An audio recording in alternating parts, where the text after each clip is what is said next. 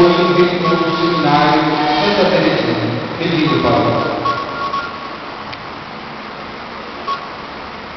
Prezando irmãos do Ministério, Chaves, queridos coiteiros, SCC, a sua familiar, a palavra Santa Luzia, os seminaristas que representam nosso seminário, nós temos atualmente 36 seminaristas, temos só uma parte aqui, porque a grande maioria está em aula neste momento. Irmãos e irmãs, devotos de Santo Antônio, nós estamos reunidos mais um ano para agradecer ao Senhor por tudo aquilo que Ele fez na vida de Santo Antônio, como Ele, depois de 800 anos, continua presente no coração de pessoas do mundo inteiro, dos santos mais populares, mais venerados em todo o mundo. Por isso, nós temos louvado o Senhor por tudo aquilo que Ele realizou na vida de Santo Antônio, e também que realizado na vida de cada um de nós, ser exemplo deste grande santo, como também homens e mulheres de fé. Dentro deste ano tão propício para uma reflexão mais aprofundada sobre a nossa fé, todos os santos viveram a fé no lugar heróico. Para alguém se declarar um santo, tem que provar que ele viveu de uma maneira heróica aquelas três virtudes teologais, a fé, a esperança, a caridade, e as quatro virtudes cardeais, a temperança, a justiça, a fortaleza.